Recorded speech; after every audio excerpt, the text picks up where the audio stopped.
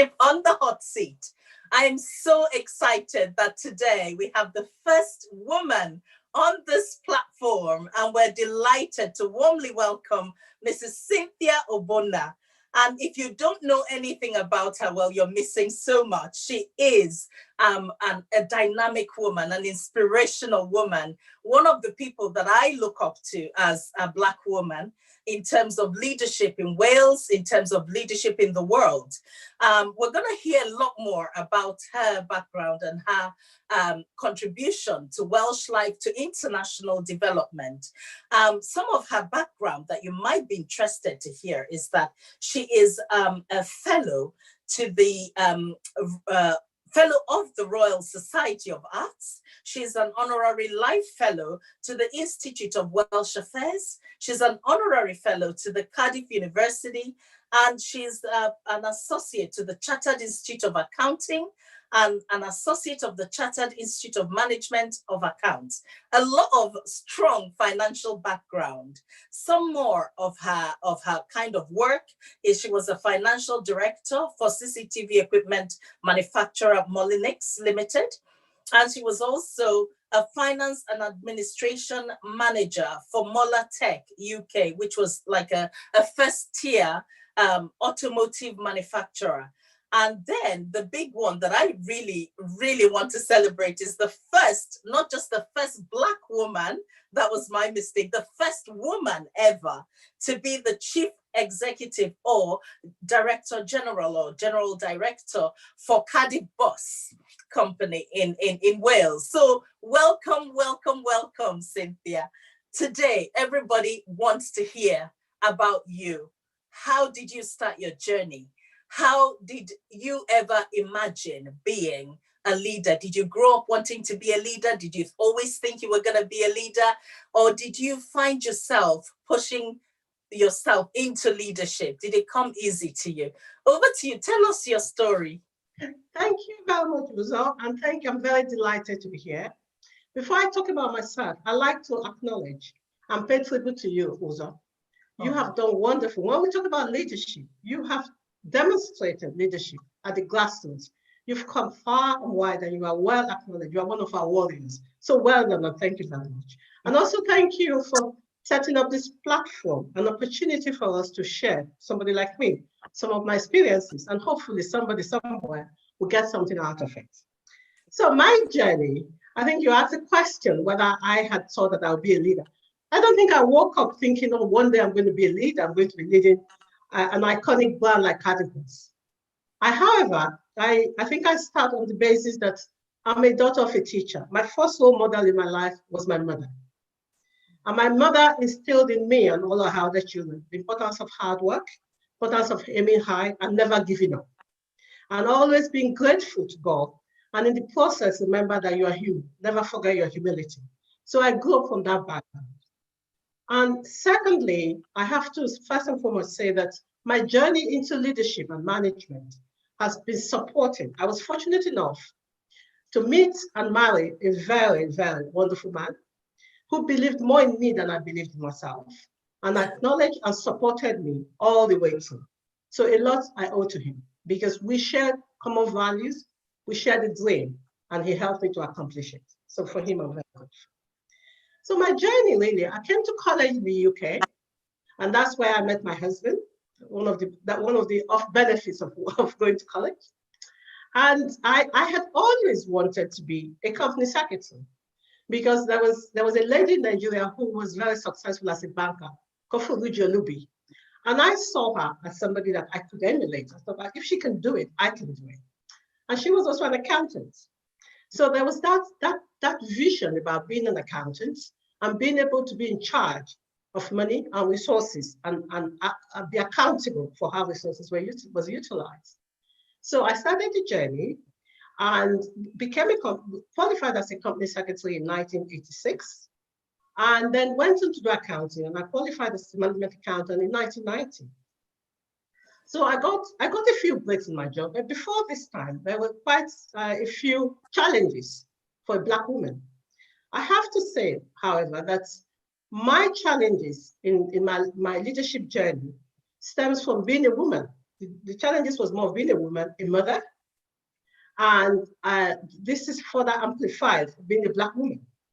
Yeah. So I had all these challenges coming along, but I was trying to juggle it all. So, however, having qualified as an accountant, I got jobs. Sometimes you got jobs that you overqualified for, but you stuck at it, you worked at it, you worked from the very low levels, and began to look for opportunities where you are prepared to lead a project, even though most of the time you were never acknowledged for leading that project. Yes. So I started off from the beginning being what I carried on being all my life, a lifelong learner. I was prepared to learn. I was prepared to improve. I was prepared to do what it took, to work hard, and sometimes not acknowledged, sometimes not getting the promotion that you feel you deserved, but never giving up. And so I think that's one of the resilience about trying to work hard and keep going forward was very important in my leadership journey. And so having qualified, having gone through that, worked at lower levels, got the opportunities, and got into management, it occurred to me that being in management, you actually require to work with people. That's when you start managing people. And in order to achieve, you've got to first and foremost know your key numbers. So what are your key performance measures? And how do you, as a team, achieve your performance measure? So it wasn't about me, it was about the team. Because if one person in the team failed, we all failed. So we all shared a common purpose. And there was constant communication and constant feedback about how we were doing and how we could do better. So the continuous improvement became a lifeline, became something that was in me. And I was able to inculcate into my team. So suddenly you are in a position where you are leading people. Now you ask yourself, why do people want to be led? Why? What makes it so special? Because it's not about you. It's about the fact that they share some of your vision and some of your values. And how do you collectively achieve the ultimate goal of being successful? So I then felt that having qualified as an accountant, worked at different levels until I came to the point where I became a financial controller, that there was a thing about accounting. Accounting is about money, but how do you make money? People help you make money. So there's a process about value. How do you create value in systems? So it was important for me to my training that human aspect of organization is critical. The core of everything we do in organizations is about people. So you can have the resources. You need people to be able to add value to those resources. So it was really key for me that human resources became an important part of my development. While I was developing, people around me needed to develop. So we have this journey of continuous improvement and development and trying to make sure that we did the best we could. So what I did was, again, looking at the learning as an anchor of my career development. I did an MBA part-time basis. And doing the MBA, my youngest daughter was about 9 months when I started my part-time MBA. So I had that, I had become an FD and I was doing the MBA in all of that. But the importance of the MBA for me was that in order to make a contribution in business or in leadership, you needed to understand the totality of a business. And what the MBA did for me was to give me that overall holistic view of how organizations operated and how you, as a finance person, can become a business partner. Because what you are trying to do then is to assist your team, your colleagues in trying to deliver value. So I did the MBA, and in doing the MBA, I chose electives that were very, very important to me. One of them was Japanese management system, which later on came to help me when I went to work in automotive. And the other one was management information system. Because you see, in finance, you can produce the numbers, but you have to communicate those numbers in the way that people who are non-financial can understand that. So it was important to me that that was there. And one of the things that we don't measure on the balance sheet as an accountant is the contribution of individuals. So it was really important for me that what I was looking for in business was at what stages in organizations do we add value? And who are the people who add value? And these people are individuals that you work with. And how do you harness the best out of these people to make sure that they feel a part of the organization as well as contribute? So I went through that process, having got my MBA and tried then to carry on. And it was during this period that I became the first time I became a finance director. And being a finance director is totally different from being a financial controller, because suddenly you are now looking at strategic financial development, and you are looking at development of your people. You are looking at the organization as it moves forward. You are trying to create the vision and set up the strategy. So being a direct finance director it was important for me that I already had the experience of working at different levels of the organization. So I can talk to you about sales ledger and account. I can talk to you about finance. I can talk about cash flow. So you said something very important at the beginning, that financial accountability is a key measure of organizational performance. So when people talk about profitability, people always think, well, the organization is making a lot of profit. Why are they not doing this? If an organization doesn't make money, it stops to exist. Yeah. Profit is not a dirty word. It's what you do with the profit. It's how are people rewarded in the organization? You cannot reward without generating money. And you begin to understand as a leader, you need to understand the difference between your cash flow and your profit. The difference between your consumption and your investment. And what are the areas? What are your values? And where do you get? So it's really important to get that information and know your key numbers, know your performance metrics, make sure you are measuring them. So I think that was very important for me. Having a financial background helped me to understand the business more. But I had to get out of my comfort zone of looking at numbers and get in the operational frontline to understand the business. So I went from there and I worked, like as you said in the introduction, I worked for an automotive company. I worked for CCTV company. And the automotive company for me was a learning point because within that organization, you were dealing with the likes of Motorola, who taught me Six Sigma.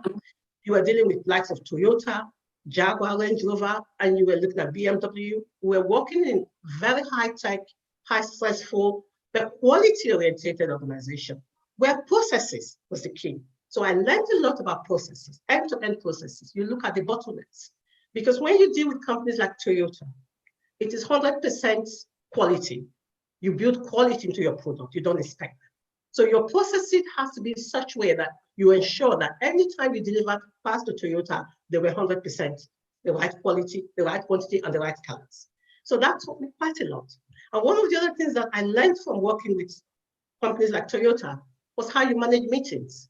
Because as managers, we all get really agitated by all the hours and times we spend having meetings.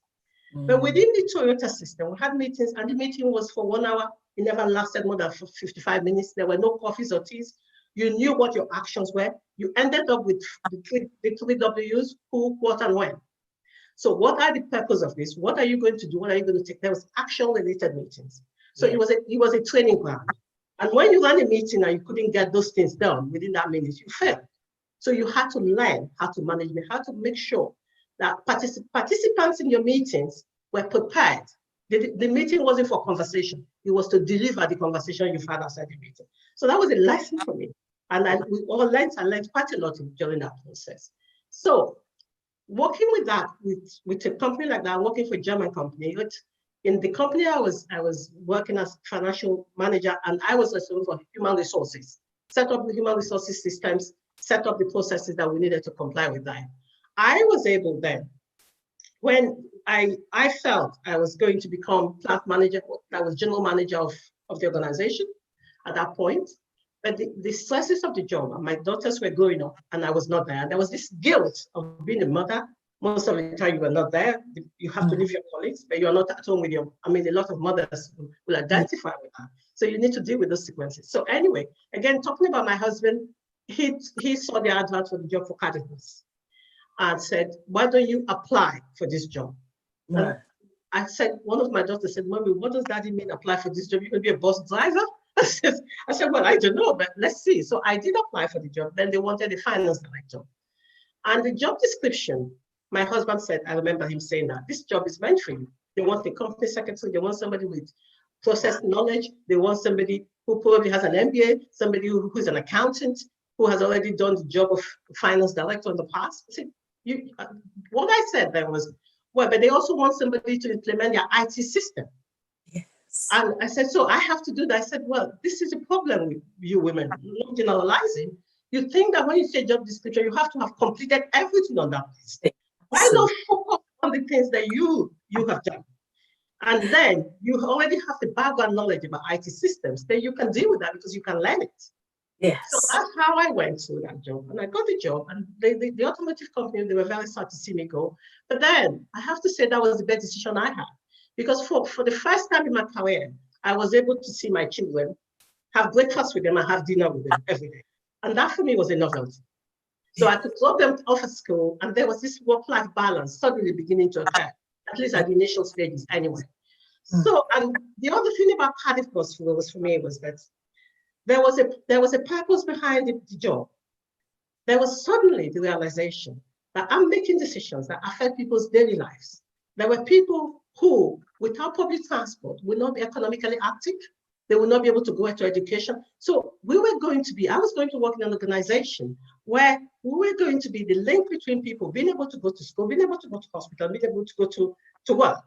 So that meant quite important thing. Suddenly, there was this essential, and I said to my team when I was a Cardiff that we are like an essential utility, because there are a lot of people who without us will not be actively engaged, particularly the BEM community. There's a lot of ethnic minority women, they go to work using public transport. Firstly, that they can drive, or secondly, because they have one car family. So it was very important for me that suddenly there was this job that was very meaningful. So I went to the job and became finance director. And, I had a wonderful boss then. We worked together.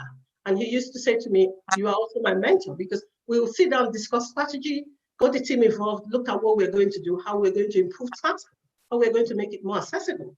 And that was very rewarding doing that job. And when he left in 2012, I became interim managing director. And subsequently, I applied and was successful and became the managing director of Cardiff, a position I held for 7 years, for 7.5 years. Well, at Cardiff, for me, the core of my vision in Cardiff was to make public transport more accessible for everybody across the city, to make citizens of Cardiff see bus travel as an alternative, a credible alternative. That it's not just for people who don't have a choice, for everybody to see it as a choice. Because as we move towards the climate change agenda, as we look at the environmental factors, and we look at pollution, how do we as individuals, collectively and individually, begin to change our behavior so that we can reduce emissions within the environment? So it was really important for me that I was an ambassador. I was totally passionate about how I communicate, how we sell the notion that buses good, that buses could be a force for good.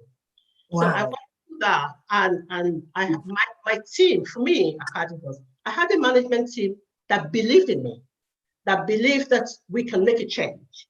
And within that management team, I had people who I could rely on, absolutely rely on.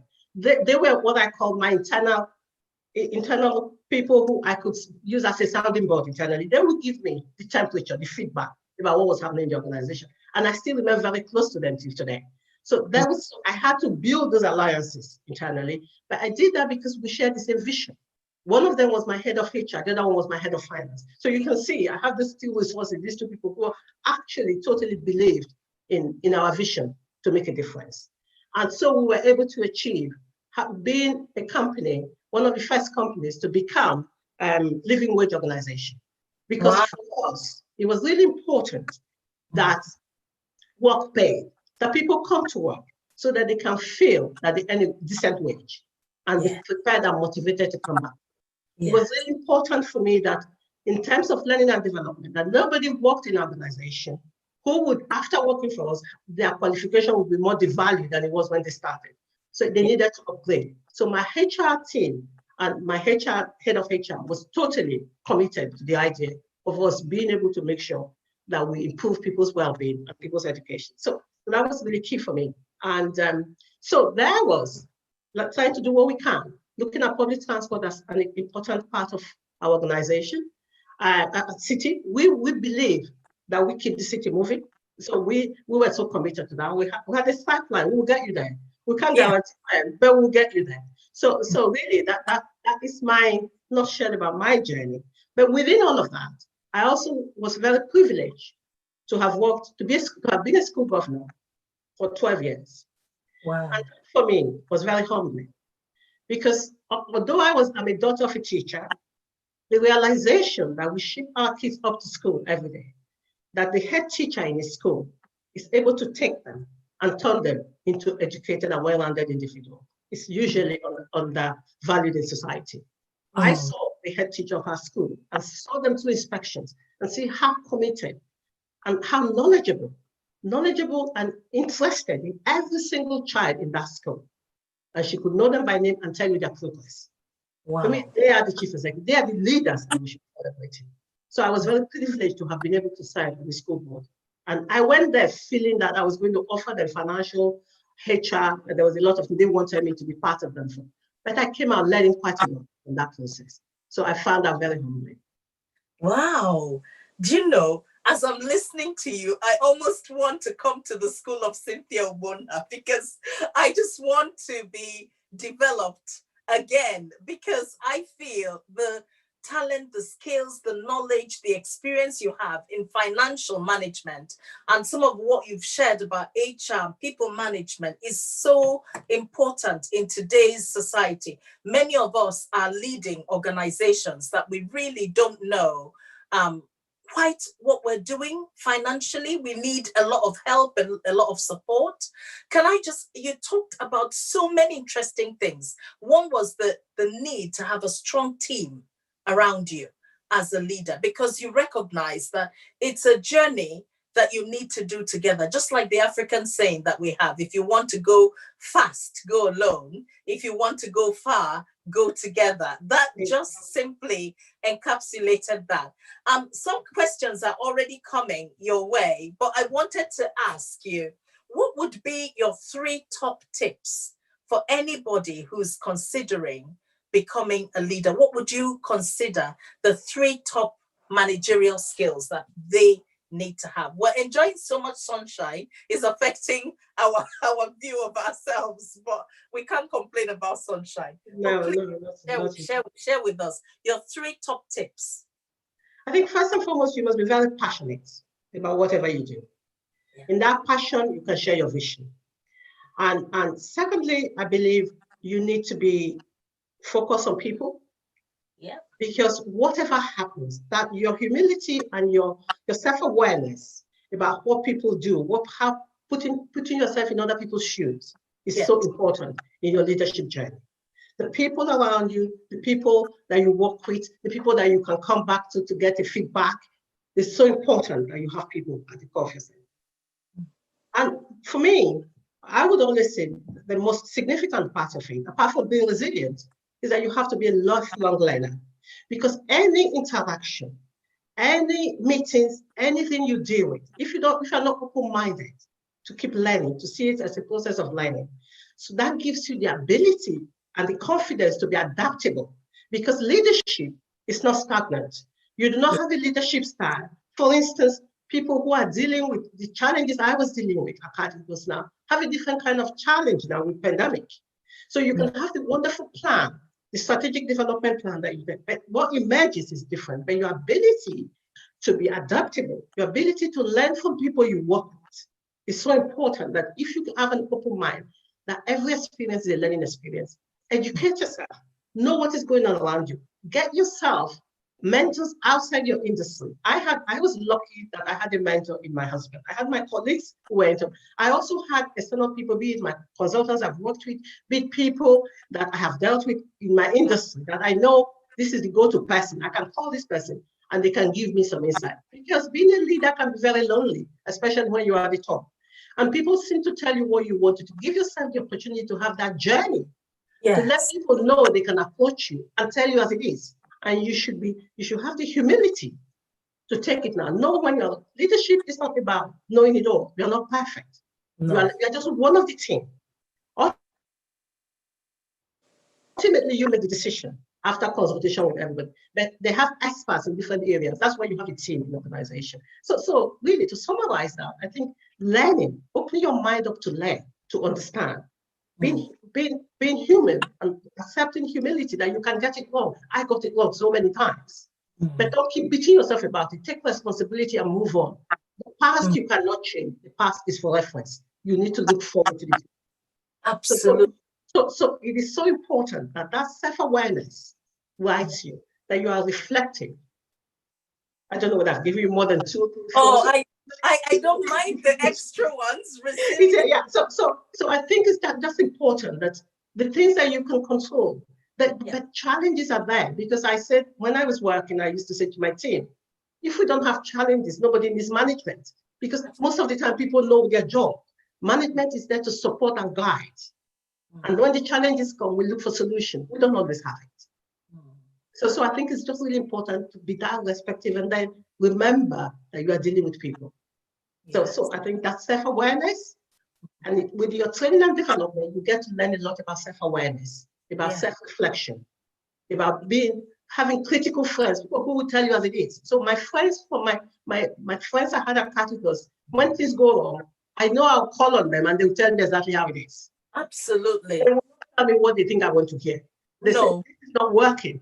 We've got to do something about it. Absolutely. And you know, it takes a lot of courage for people to make themselves vulnerable as leaders. Very much so, very much so. And I have occasions when people come to me, with my drivers, I say, you don't have a clue what you're doing. I said, yeah. So what do you think I can do about it? And they tell me, and I listen. And they come up to me and say, this is not working, that's not happening. This is, you people don't have a clue, you've messed everything up. Everybody has a view about your job as a leader. Yeah. It's like being the manager of the England football club. You see the football fans saying, he didn't change that, he put that person, he didn't put that, because everybody, when you are watching from the sideline, you have the answers. Totally. Yeah, but when you are sitting on the hot seat, you've got to deliver the solution. Absolutely. Yeah. Right. Honestly, so much of what you've shared echoes with me. Passion. You talked about people. You talked about lifelong learner, being a lifelong learner and understanding that you don't know it all. Resilience, self-awareness, training, and also having critical friends. I find myself almost mirroring your experience. My husband is probably my biggest mentor. Everybody knows about Andrew when I talk. And just, listening to him as a lawyer as well, who knows, much more. Well, he was my lecturer, so he knows so much more. I always depend and talk to him about things as a sounding board. But you're absolutely right. It's the people who love you and people who believe in your work and your vision and your mission that sharpen you like a tool, especially people who are not yes people who will actually look you in the face and say, you got it wrong this time. And for us to be humble enough to take a step back and say, maybe I could have done that differently. Maybe I could have done that differently and improve. So I just want to, I want to ask you some of the questions that are coming through. The first one is, what would you say was the biggest challenge that you encountered being the first woman in Cardiff Bus, the first woman in leadership of the whole of the Cardiff Bus Company, and how would you say that you addressed it? So that's one of the questions. I think there were a lot of challenges. First and foremost, I think it's a cultural shock to have a woman, firstly, to even be finance director.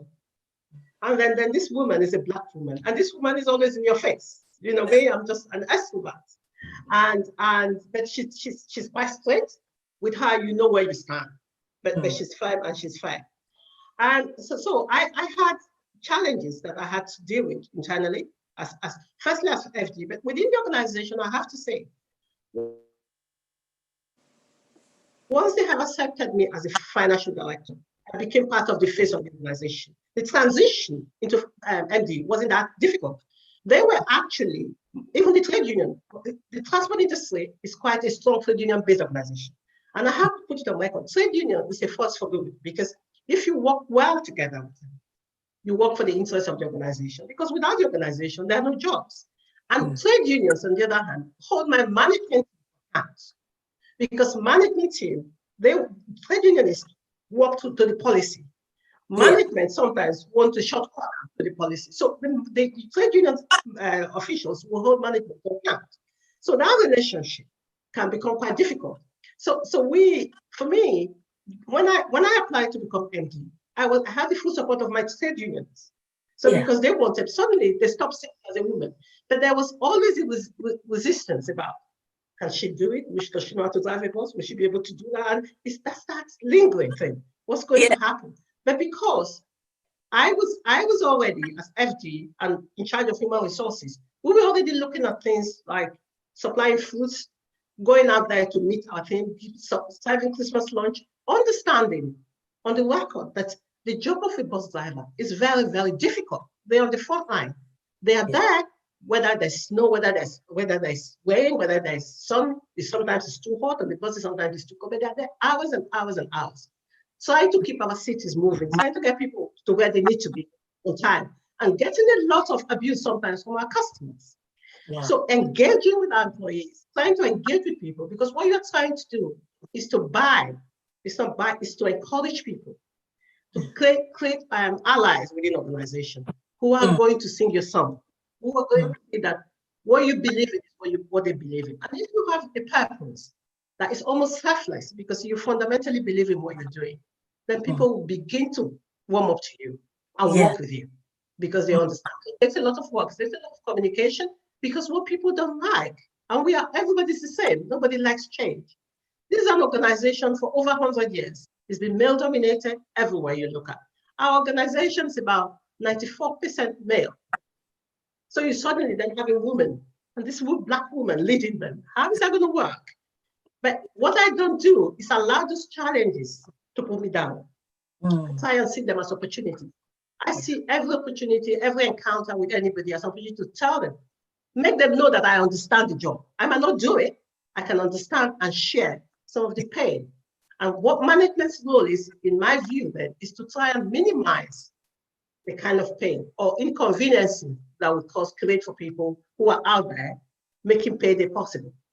Wow, that's really powerful. So overcoming those individual challenges that arise because of people's judgments of you or who you represent as a woman and then as a Black woman, and rising above that to still deliver against the targets that you have.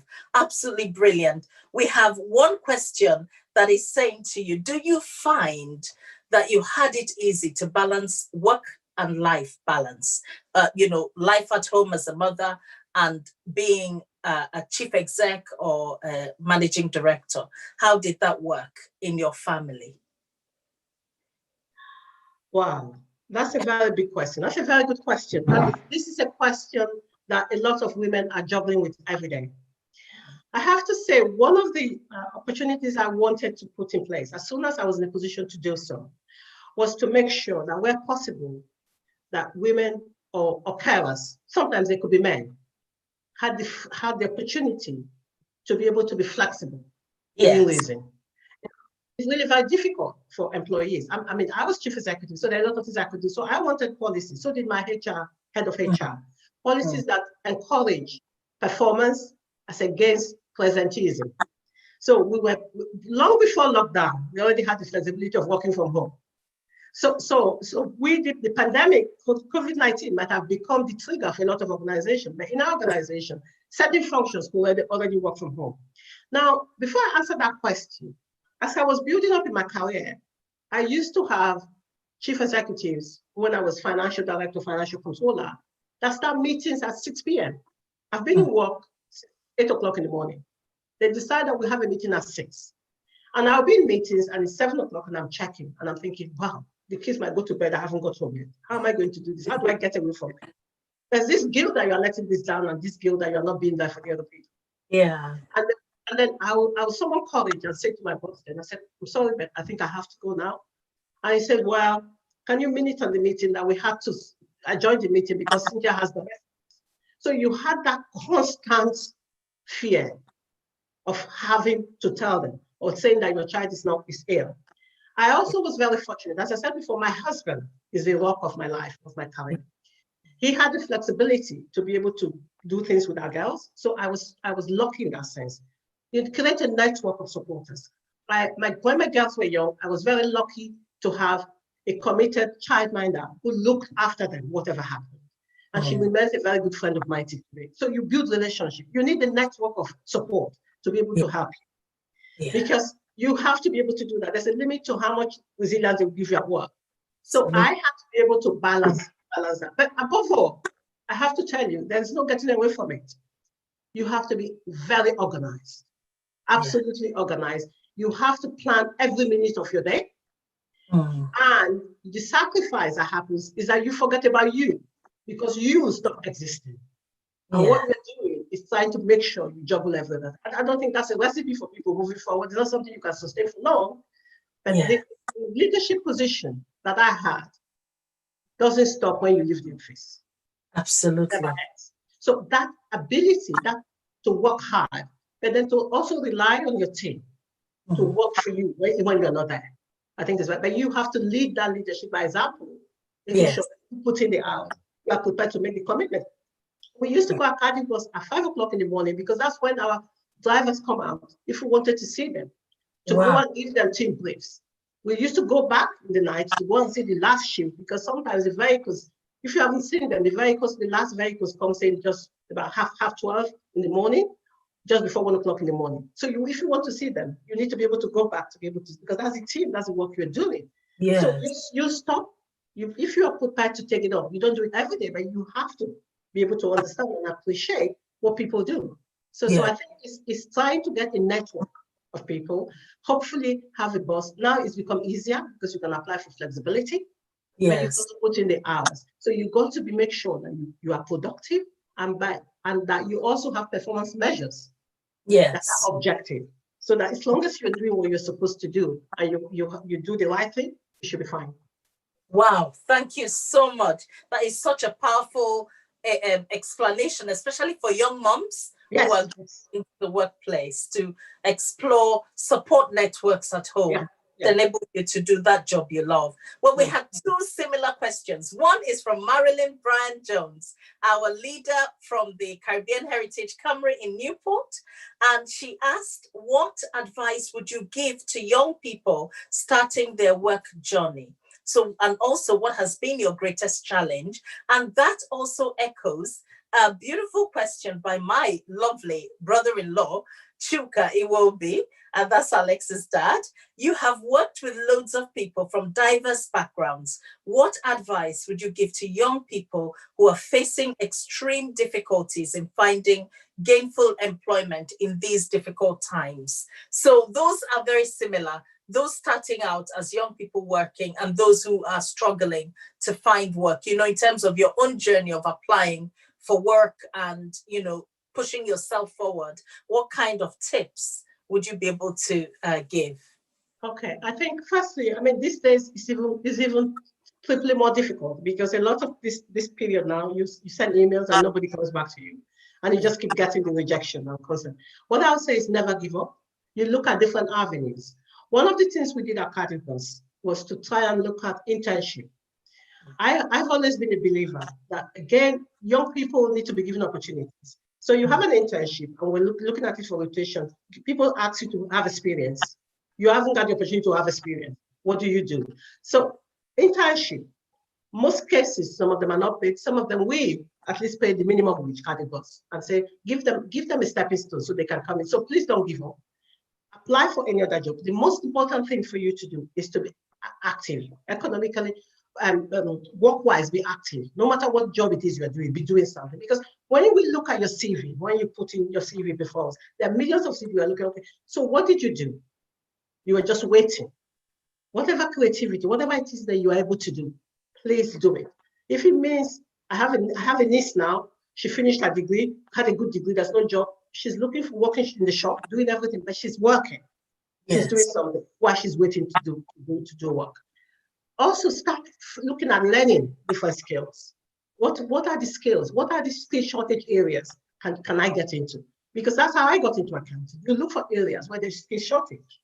So look at them and say, and don't have this phobia about I can't do numbers, there's nothing you can do if you put your mind to it.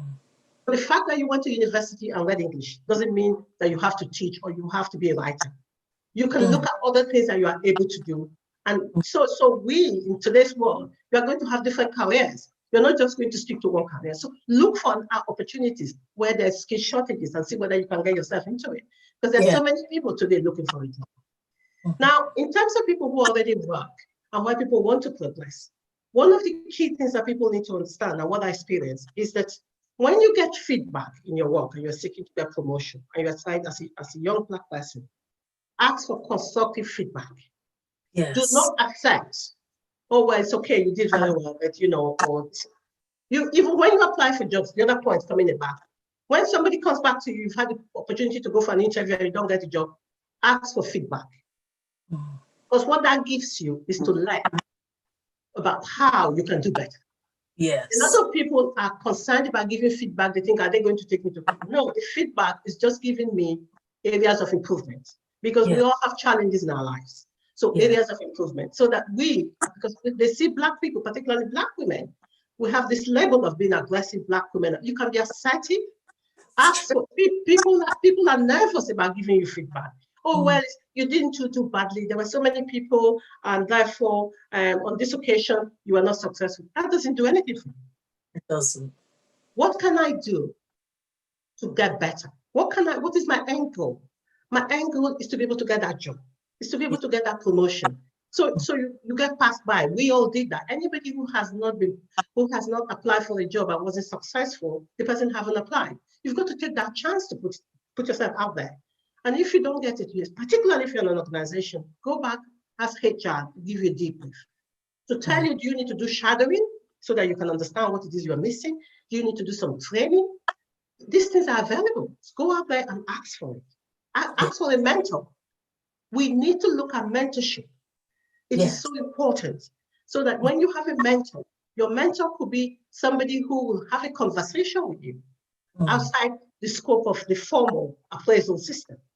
Look for a mentor to be able to support you to get to your goal. Agree what your goal is. What do you want to be? Do not be put away. Do not feel disappointed by all means. Feel angry, but move on in a positive direction. It's really important. Absolutely. Wow. Top tips there. We have another question for you from our dear brother, Reggie Al-Hadi, who is the director of the Newport Yemenis community. And he's actually done some research, and he said, how did you feel being the first woman, not to talk of the first Black woman, to lead the Cardiff Bus Company in its 110th year history? That is history. 110 years, the first woman, the first Black woman. And what advice and process would you give to leaders who are taking organizations forward at this current time? Bearing in mind you have COVID, bearing in mind there's a lot of economic downturn, what kind of advice would you give leaders who are a bit run down and discouraged at the moment? I think first and foremost, as a leader, people are looking up to you. While you might be internally discouraged, you have to visually show that you are trying very hard to put it together. And this is why networking comes into its own. And we, as leaders, make plans. We have strategic plan. We have plans for 5 years, 3 years plan and all that. The plan is only a guide. It helps you to frame where you want to go, your sense of direction. Where do you want to go? A lot of people today, I have to tell you that the economists, the city, the experts in finance or planning, nobody has an answer. Nobody saw COVID coming. So no amount of contingency planning that you would have done could have saved you from that. So from that point of view, what we are trying to do is to be adaptable, look at the environment, because with all of these challenges, there must be opportunities somewhere. So we might almost have to press the reset button. What are the essentials that we need in this organization? What are we trying to achieve? What do we need to achieve those essentials? What is our goal? Because you have to look forward to your goal. And who are the key people I need to help me to achieve this goal? As leaders, sometimes we spend a lot of time worrying about the people who are not buying, who are not coming onto our bus. Yes. We forget all the people who are already there. So I think it's really important to look at the people who are there, people who want to go on this journey, because everybody's nervous today. Nobody has a perfect answer. But what you can't afford to do is not to keep thinking and rethinking and changing. And you're trying to see how you can reinvent it.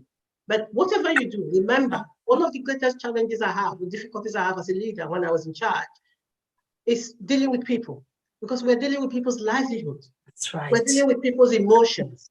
We're trying to understand how this all comes together. And uncertainty that we have, that has created, which is outside your control. So I would say to leaders, focus on those things that are within your control. Because the pandemic, whether it's going to happen, whether we're going to go on another lockdown or the other, you do not know, and you can't stop it if it's going to happen. So focus on those things that you are in control of. But keep changing. Check as a leader, look at your numbers. Please, whatever you do, look at your financial numbers. Because you don't want to come in one day and the gates are locked.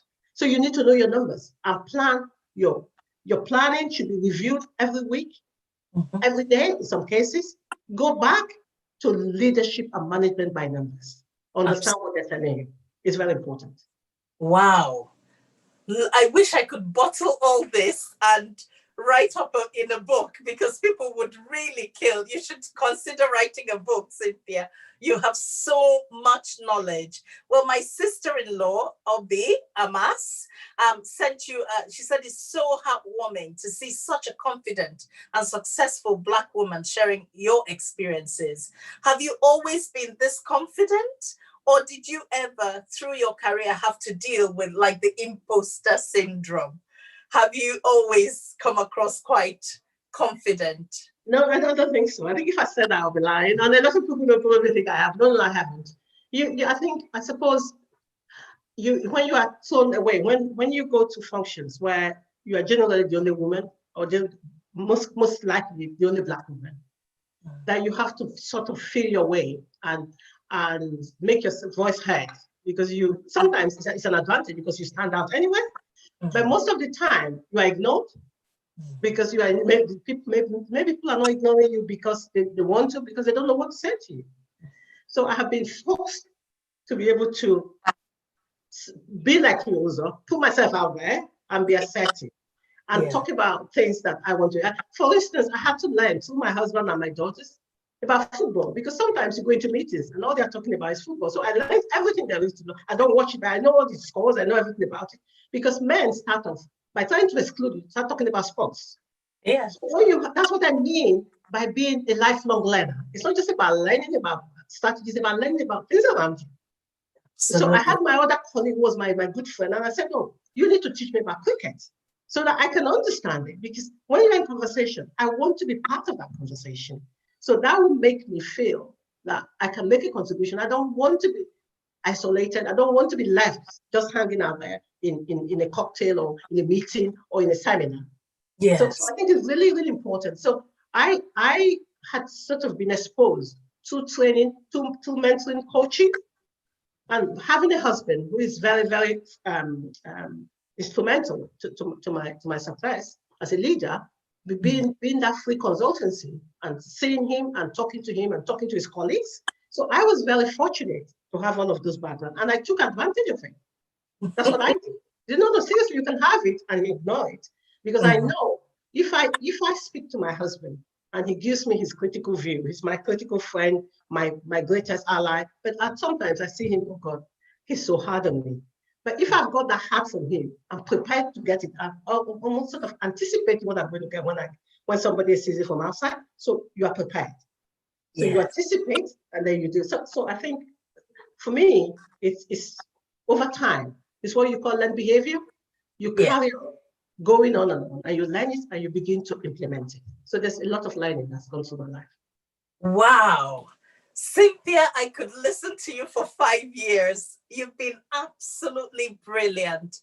Thank you so much for answering all these questions and honestly giving so much of yourself, sharing the top tips for leadership, people, passion, self-reliance, self-scrutiny, also being a lifelong learner, ensuring that you're always rethinking what you've done, what can you do better, having that top team, having critical friends, calling on those friends not to be yes people, but to actually tell you the truth. And the truth with the background that they want you to be successful, that they want you to strive, and also teaching us to be resilient, that actually it's important that you sit back now and look at how far you've come. You've opened the way for so many young Black women, because I'm sitting thinking my daughter's going to be like, wow, if Auntie Cynthia could do this, I'm going to, definitely power through. It's a huge challenge and a huge responsibility to empower and energize the next generation. So I really thank you so much from the bottom of my heart for sharing all your top tips and all your leadership experience. I'll definitely be inviting you to upskill some of my friends and the people that I work with. So thank you so much, Cynthia. Next month is usually Black History Month. in Wales. And in Wales, we're moving away from the month. We're going through Black History 365, which is Black History every day of every month of every year. And we want to make sure that during Black History, every single week you have a new leader, a Black person that is going to tell you about their journey and their own experience. So the next person who's coming on the platform is a man called Solomon Elliott, a very, very young man who's now been featured on Forbes list as one person to watch. He set up the studentview.org. Please check him out. He's a very, very young man. He is absolutely taking London and the UK by storm, and you're going to meet him. Before you go, Cynthia, Reggie from the director of the Newport Yemenis community says, you are an example to all of us. It is people like you that open the doors for our future. And we're so proud to see our Black woman showing her success. So I think it sums it up. It absolutely sums it up. And we thank you so much. Thank you for coming to Leadership on the Hot Seat. Thank you. Thank you, Uzo. And thank you very much for sharing this platform. It's been a privilege. Thank you. Thank you so much. Thank you. Bye-bye. Bye, everybody. Sunshine. Thank you.